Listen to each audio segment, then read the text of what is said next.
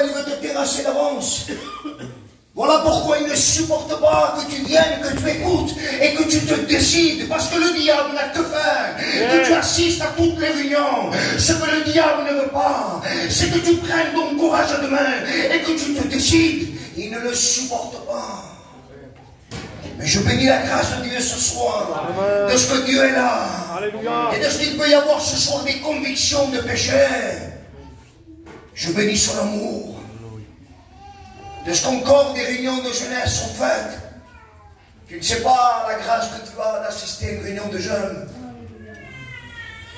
Les personnes payeraient de l'argent pour être à ta place. Je suis un serviteur de Dieu et lorsque j'étais converti, je n'ai pas eu la grâce de pouvoir assister à une réunion de jeunesse. Je te promets de tout mon cœur que peut-être si j'aurais assisté à une réunion de jeunes, le diable peut-être n'aurait pas détruit ma vie. Mais ce soir, tu te trouves au meilleur endroit. Pourquoi? Parce que le diable te fait croire que tu as le temps. Le temps est une valeur que tu ne pourras jamais rattraper, je le dis souvent. Et je m'adresse aux jeunes filles.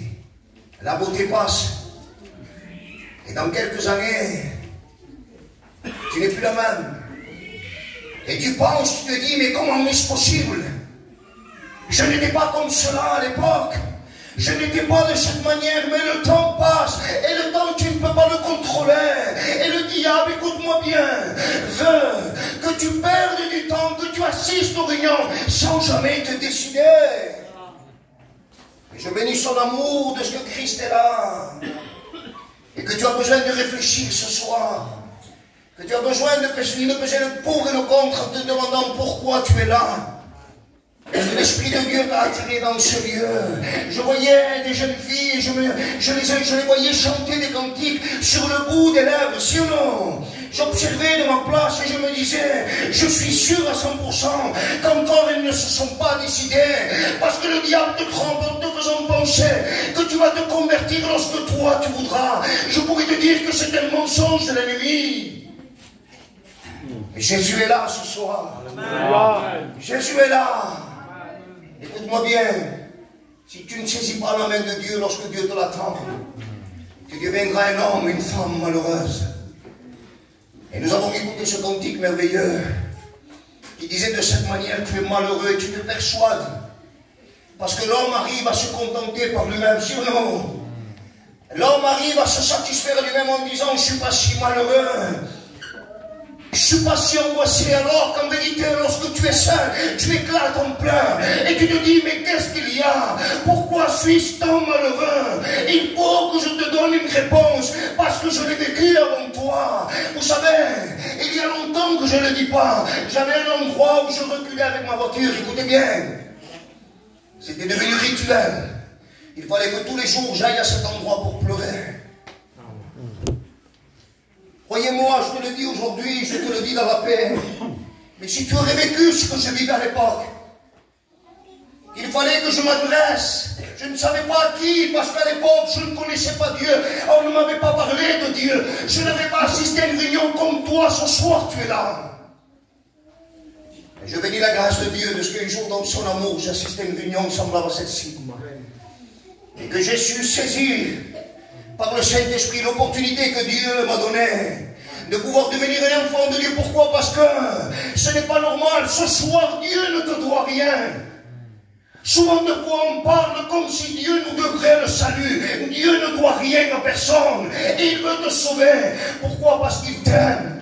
Il veut te libérer. Parce qu'il nous a prouvé son amour. Comment? En donnant son Fils. Alléluia. Amen. Je bénis Dieu. Amen. Que son nom soit glorifié.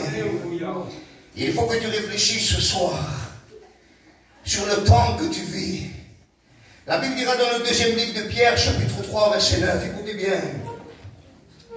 Le Seigneur ne tarde pas dans l'accomplissement de sa promesse, comme quelques-uns le croient. Mais il use de patience envers vous, ne voulant qu'aucun périsse, mais que tous arrivent à la repentance. Mais le jour du Seigneur viendra comme un voleur. Ce soir, il y a encore des réunions, non pas parce que les frères ont décidé de vouloir s'occuper de la jeunesse. Je les voyais, ils essayaient de passer à tour de rôle pour essayer de jeter une semence et de ce que le Saint-Esprit continue l'œuvre. Mais je voudrais te dire quelque chose. Tu es là parce que l'Esprit de Dieu t'a attiré dans ce lieu. Et c'est son amour ce soir qui pousse Dieu dans sa patience à ne pas te condamner. Voilà pourquoi la Bible dira de cette manière que la parole de Dieu ne revient jamais à lui sans avoir produit son effet. Cette même parole que nous te prêchons ce soir peut transformer ta vie. Nous avons vu de quelle manière un jeune homme de 25 ans, le Seigneur a bouleversé son cœur. Il pouvait dire qu'il avait tout. Par-dessus tout, il y a des personnes ici qui se disent plus tard je serai heureux, lorsque j'aurai telle et telle chose, lorsque je serai à tel endroit, parce que souvent on pense que l'endroit où nous sommes n'est pas bon. Écoute-moi bien, tu as besoin de Jésus-Christ. Il est temps de ne pas remettre à demain ce que tu dois faire aujourd'hui parce que demain n'existe pas. Tu dois prendre ton courage demain. Ta décision, personne ne peut la toucher. Ni Dieu, écoute-moi bien. Ni Satan, tu pourrais me dire, Dieu peut tout, oui. Il peut. Mais dans son amour, il te respecte. Et ce soir, tu as le pouvoir d'accepter ou de refuser. Malheur à celui. Vous savez, Dieu ne tarde pas dans l'accomplissement de ses promesses. Si Dieu a dit qu'un jour, le monde devait être fini, un jour, il parla à Sodome, écoute-moi bien. Lorsqu'il a parlé à Sodome et Gomorrhe, il a dit, il faut que j'extermine cette ville. Il faut que cet endroit soit rayé de la carte. Il va venir un temps où le péché d'aujourd'hui est beaucoup plus puissant qu'au temps de Sodome. Même chez nous. Parce qu'au milieu de notre peuple, avant on condamnait certaines choses et maintenant on les laisse contrer. C'est devenu normal. Le monde a pris le dessus. Mais ce soir, le Saint-Esprit te donne l'opportunité. La Bible dira que tu ne peux pas remettre à demain. Pourquoi? Le livre de Jacques dira de cette manière, écoutez-moi bien, chapitre 4, verset 14. L'apôtre Jacques va nous rappeler quelque chose d'important.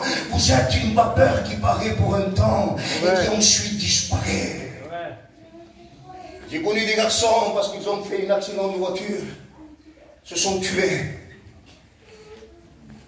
Ils avaient assisté à des réunions de jeunesse. Ils connaissaient des pasteurs, ils connaissaient des chrétiens, écoutez-moi bien. Mais ils ne s'étaient jamais décidés. Aujourd'hui, nous n'avons pas l'audace et le toupet de dire où ils sont, parce que Dieu nous garde, ça c'est réservé à Dieu. Et que Dieu m'en est témoin lorsque je pense à ces personnes-là. Au-dedans, je suis brisé de dire, Seigneur, pourquoi ils ne se sont pas décidés? Parce que le diable les a trompés. Parce que le diable leur a fait croire qu'ils avaient le temps. Le diable a usé de malice. Parce que le diable te connaît. Pourquoi il te connaît? Parce qu'il t'observe. Il ne sait pas tout. Il n'est pas Dieu. Mais il t'observe. Il a le temps de le faire. Et il sait ce que tu désires. Il sait ce qui te fait du bien. Il sait ce qui te fait du mal. Et il prend le temps de planifier ta destruction. La Bible dira de cette manière, si aujourd'hui tu entends ma voix, n'endurcis pas ton cœur, comme au jour de la révolte. Pourquoi? Parce que tu es le futur de l'Église. Et le diable ne me supporte pas. Voilà pourquoi il veut t'arrêter à mon œuvre. Alléluia. Autrefois, personne ici n'avait part au royaume des cieux. Voilà pourquoi il n'y a pas de galon, il n'y a pas... Je pourrais dire ce soir, personne ne peut se glorifier d'absolument quoi que ce soit. Pourquoi? Parce que la Bible dira que nous sommes tous les pécheurs. Nous étions dans ton état. Avant d'être derrière le pupitre, nous étions assis dans ta chaise. Et avant d'être dans ta chaise, nous étions dehors. Mais un jour, parce que nous nous sommes décidés. Écoute-moi bien, je voudrais appuyer sur la décision. Amen. La décision, les frères disaient que ce soir, ils ne veulent pas créer. Je bénis Dieu qu'on ne veut pas créer d'atmosphère. Je bénis son nom parce que seul le Seigneur est capable de te toucher.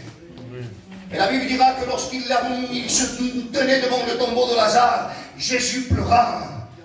Et lorsqu'il pleura parce que Lazare était son ami. Et ce soir, il ne veut pas s'arrêter devant le tombeau. À un moment donné, savez-vous ce qu'il fit? Il ressuscita Lazare. Il y a quelque chose dedans de toi qui crie vers Dieu, que tu le veuilles ou pas. La Bible parle dans le livre de la Genèse, il va parler d'un souffle de vie. La Bible dira, et l'homme devient une âme vivante. Il y a un besoin au-dedans de toi que personne ne pourra venir au secours. Écoutez-moi bien ce que dira la parole de Dieu. Livre d'Ésaïe, chapitre 59, verset 2. Mais ce sont vos crimes qui mettent une séparation entre vous et Dieu. Et ce soir, je voudrais t'annoncer une bonne nouvelle. Tu étais destiné à l'enfer, j'étais destiné à l'enfer. Aucun des meilleurs chrétiens, les garçons, il n'y a pas de super.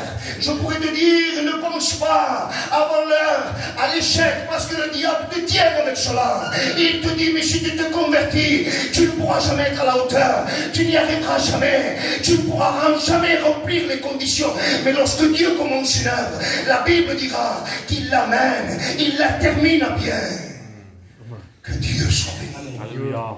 Voilà pourquoi les garçons qui n'avaient pas grand-chose autrefois, aujourd'hui sont des serviteurs de Dieu. Quelle grâce de lui appartenir. Je pourrais te dire ce soir que le Seigneur veut fermer l'enfer sous tes pieds. Et que ce soir, il ne peut pas le faire sans que toi, tu prennes une décision. Le livre de Proverbes dira de cette manière, j'ai mis devant toi. Plutôt le livre de Deutéronome va dire, j'ai mis devant toi le chemin de la vie et le chemin de la mort. Et je pourrais te dire, Dieu conseille dans son amour, il va dire de cette manière, choisis la vie, à seule fin que tu vives. Parce que le diable ne supporte pas, il veut t'écraser. Il veut que ton cœur soit rempli d'angoisse jusqu'au moment où le frère a signé quelque chose de puissant. Sa compagne est tombée dans une dépression. Si je pourrais lui parler en lui disant, mon cher, comment est-ce possible? Tu pars en vacances, tu manges au restaurant, souvent de poids, ton mari t'amène dans les plus beaux endroits, son âme au-dedans pourrait me dire, j'avais besoin de Dieu. J'avais besoin de Dieu. La Bible parle d'une biche qui soupire au pied des courants d'eau. Laissez-moi vous dire, il n'y a pas de vie dans ce monde. Tout ce que le diable est en train de vous présenter est un mensonge d'avance. Parce que lorsque le diable donne d'une main, il te l'arrachera de l'autre.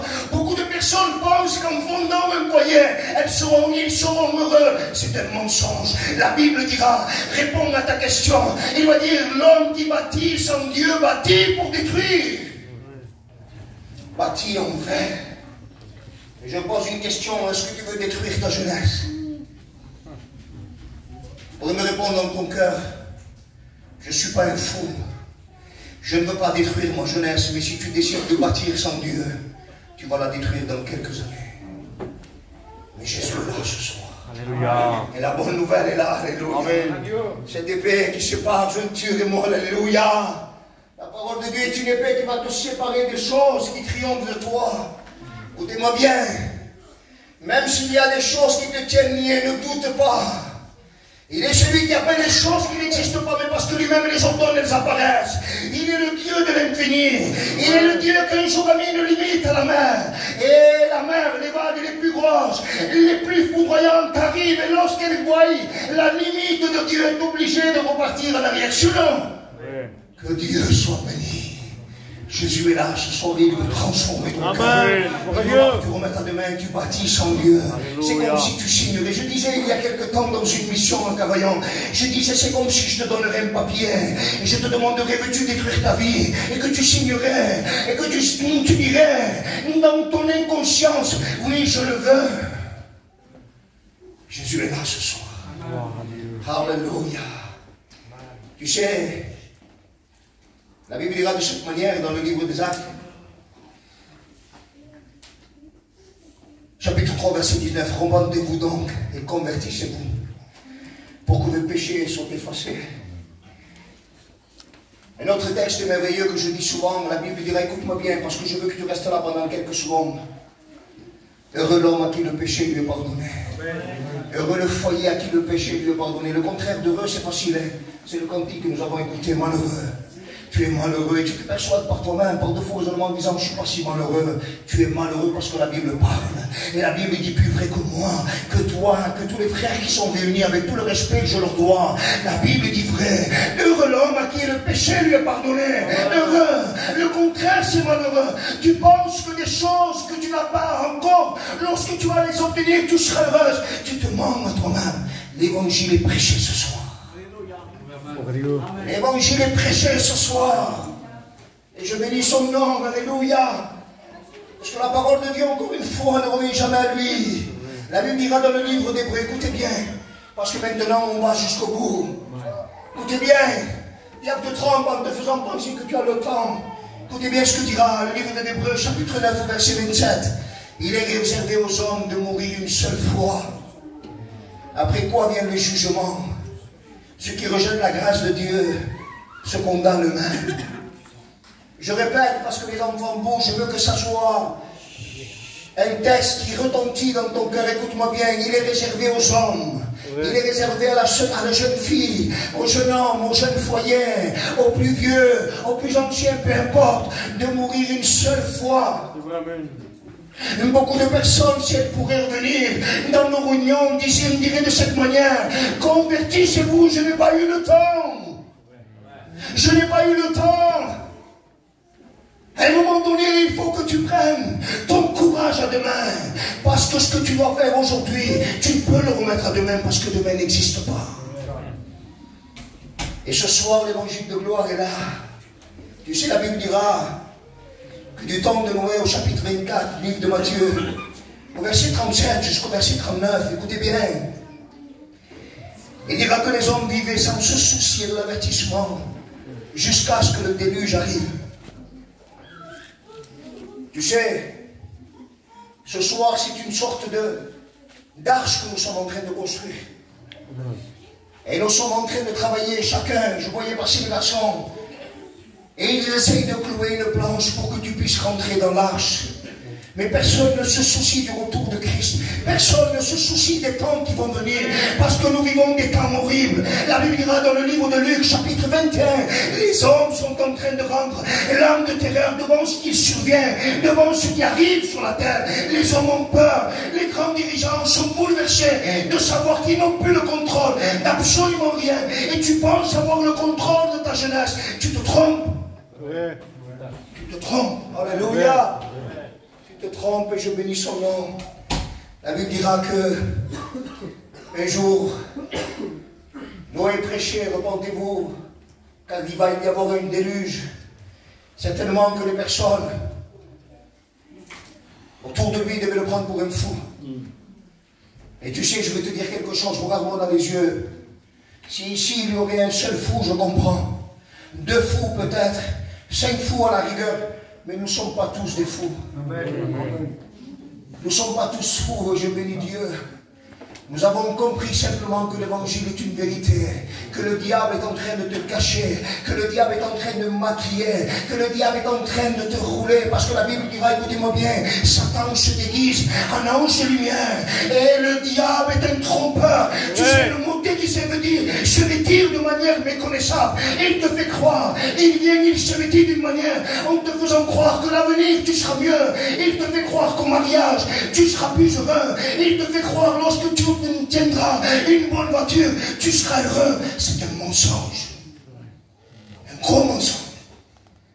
Mais ce soir, tu as l'opportunité de saisir la parole de Dieu et de prendre une décision. Je te répète une fois de plus, ce qui arriva du temps de Noé arrivera de nos jours. Les hommes mangeaient, buvaient, mariaient leurs enfants, il n'y a rien de mauvais à cela.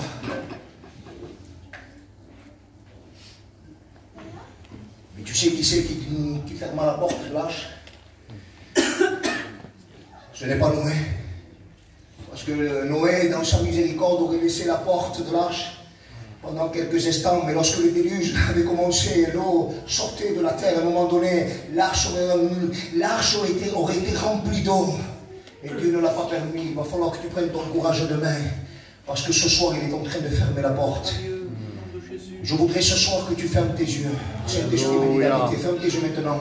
Par le Saint-Esprit. Prenne ton courage demain. Maintenant, la réunion commence. Jésus est là.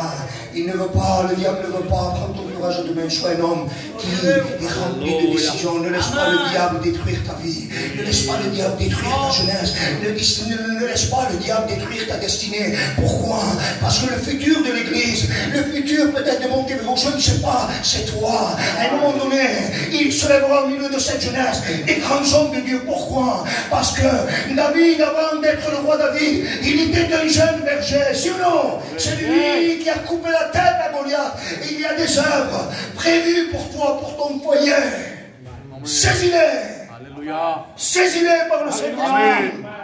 Ne laisse pas le diable te détruire. Je voudrais qu'on ferme nos yeux. Alléluia. Alléluia. La réunion va bientôt terminer. Oui. J'ai l'essentiel, tu n'as pas besoin de le dire en 2 heures. Tu as vu une vérité, lorsque tu l'as dit spontané. Lorsque tu dis un mensonge, souvent de fois, il faut essayer de rajouter, retrancher, arranger. L'évangile est une vérité que nous te la disons dans toute la pureté que le Saint-Esprit nous donne ce soir. Il faut que tu la saisisses au nom de Jésus-Christ. Le diable est un trompeur. Et si vous sauriez combien il m'a trompé dans ma jeunesse.